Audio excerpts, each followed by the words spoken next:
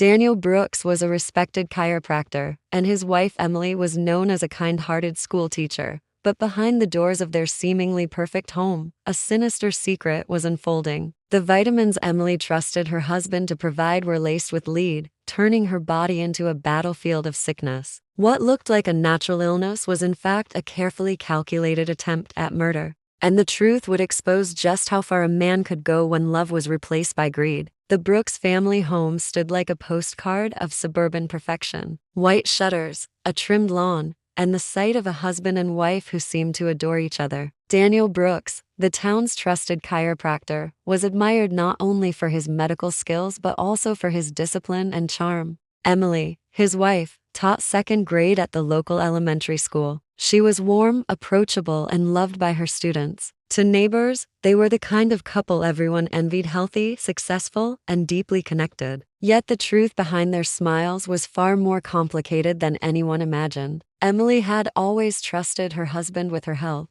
Daniel often spoke about the importance of nutrition, natural remedies, and preventive care. While most people went to doctors for prescriptions, Daniel championed supplements, herbal remedies, and vitamins as the true path to wellness. Emily admired his dedication, believing that his knowledge kept her strong and safe. When she started feeling run down, complaining of fatigue and occasional dizziness, Daniel assured her it was nothing serious. He reached into his office drawer and handed her a new bottle of vitamins, promising they would help her regain energy. Emily didn't question him. Why would she? He was her husband, a medical professional, someone who had taken an oath to heal. The first weeks after she began taking the supplements seemed normal. Emily's life continued with work, errands, and evenings spent grading papers at the dining room table. Friends often commented on how lucky she was to have a husband who cared so deeply about her well-being. Daniel prepared her morning vitamins, leaving them in a small dish beside her coffee. He told her they would balance her system, improve her blood flow, and reduce her stress. Emily smiled through the growing exhaustion, telling herself the effects would show soon, but little changes began to creep in. She found herself struggling to wake up in the mornings, her limbs heavy and unresponsive. Her once bright eyes appeared dull,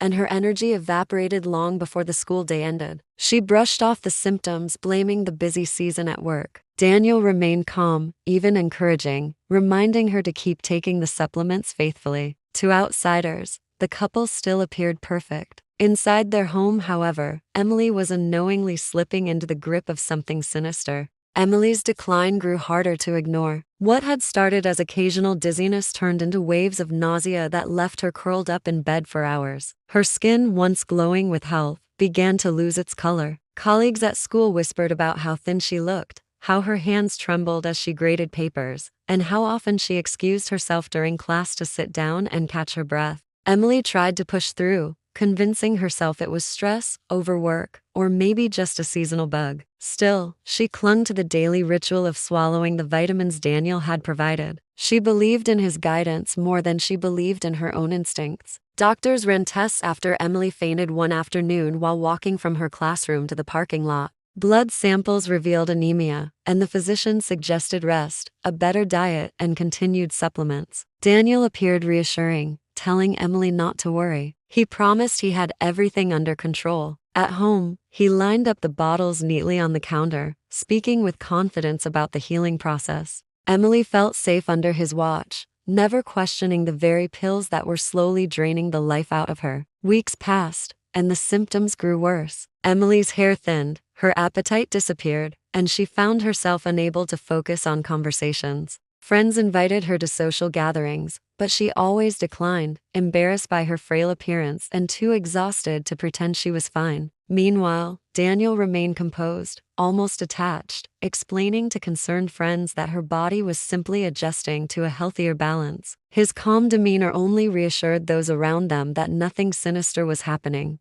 The truth, however, was far darker. Each capsule Emily swallowed was laced with finely powdered lead. Invisible and tasteless, it slipped into her system unnoticed, attacking her blood and organs with every dose. Daniel measured it carefully, ensuring that the decline was gradual enough to avoid immediate suspicion. It was a silent poison, working steadily, making Emily's suffering appear like a natural illness. By the time she returned to the hospital for another round of tests, Her condition had deteriorated to the point where walking unassisted was a struggle. Doctors remained puzzled. They ruled out infections, viruses, and even autoimmune conditions, but the cause remained hidden. Emily, trusting her husband more than anyone else, clung to his assurance that healing was just around the corner, never realizing she was being led deeper into a carefully constructed trap. Emily's body could no longer hide the damage that was building inside her. One morning, while preparing for school, she collapsed on the kitchen floor. Her hands shook violently, and her vision blurred to black before she lost consciousness. Daniel rushed her to the hospital, maintaining the role of a concerned husband. He described her symptoms to the doctors in a calm, almost clinical tone,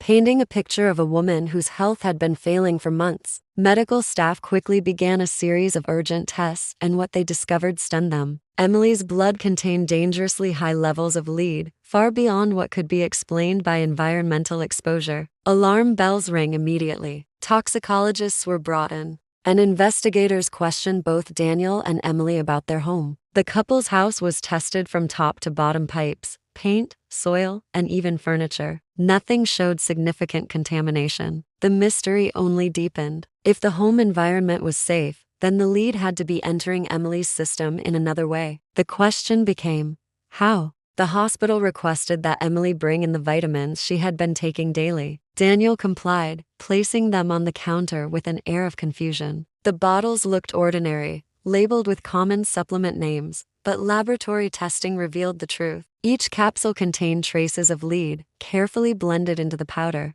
The vitamins that were supposed to heal Emily were in fact the very poison making her sick. Investigators turned their focus toward Daniel. His polished exterior, once admired by the community, began to raise suspicions. Why had he been so insistent on controlling Emily's health regimen? Why did he downplay her worsening condition while urging her to keep taking the supplements? The answers were starting to point in a chilling direction. Friends and family were stunned when news of the toxic supplements surfaced. Many had trusted Daniel with their own health advice, never suspecting he could be capable of such betrayal. Emily, too weak to comprehend the full picture, lay in her hospital bed, unaware that the man she trusted most had become the center of an unfolding criminal investigation. The facade of the devoted chiropractor husband was starting to crack, and beneath it lay secrets that were about to come to light. As investigators dug deeper into Daniel Brooks's life, the image of the devoted husband began to unravel piece by piece.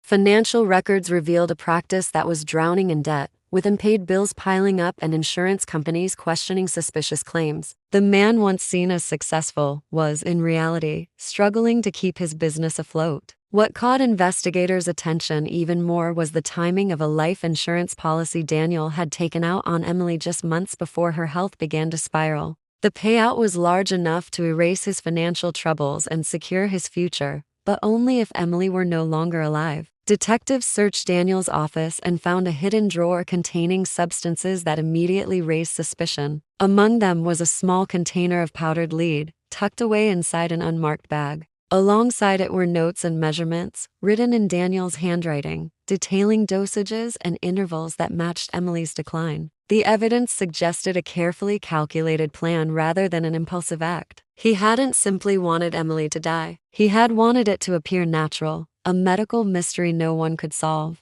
The supplements themselves became the linchpin of the case. Experts explained how the lead had been ground into such a fine powder that it blended seamlessly with the vitamins. There was no unusual taste, no visible difference, nothing that would raise suspicion for someone swallowing them daily. It was a method only someone with medical knowledge could execute with such precision. To Daniel, it must have seemed foolproof, slow enough to mimic illness, subtle enough to avoid detection, and devastating enough to ensure Emily would never recover. But his arrogance proved to be his undoing. Detectives traced receipts showing that he had ordered lead compounds under the guise of therapeutic minerals for his clinic. He had underestimated how quickly toxicologists would connect the dots. Forensic evidence linked the substances in his drawer directly to the contamination found in Emily's bloodstream. To the community, the revelations were horrifying. Patients who had once trusted Daniel with their health now recoiled in disbelief, realizing he had used his knowledge not to heal, but to harm.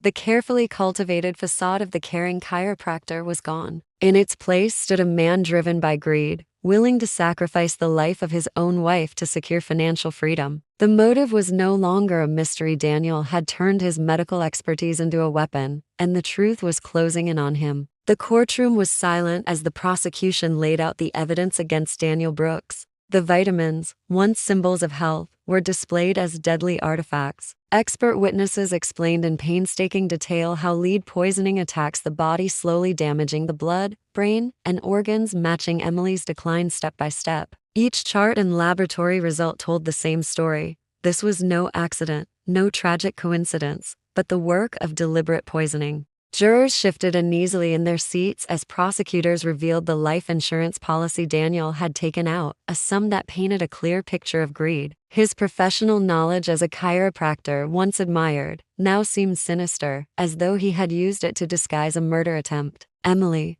frail but recovering, appeared in court to hear the charges against the man she had once trusted with her life. Her presence was a powerful reminder of how close she had come to death. Doctors testified about her long recovery, the treatments she would need for years, and the scars, both physical and emotional, that could never be erased. The community that had once admired Daniel as a healer now sat in shock, struggling to reconcile the man they thought they knew with the cold reality of his actions. Daniel's defense attempted to argue that he had no motive, that the vitamins could have been contaminated during manufacturing, but the forensic evidence was undeniable. His fingerprints were on the bottles. His handwritten notes matched the dosing calculations, and his purchase orders for lead compounds sealed the case. The careful mask he had worn for so long crumbled under the weight of the truth. When the verdict was read guilty of attempted murder, the courtroom gasped. Daniel Brooks, once the trusted chiropractor and devoted husband, was sentenced to life in prison. Stripped of his career, reputation, and freedom, he left the courthouse in shackles,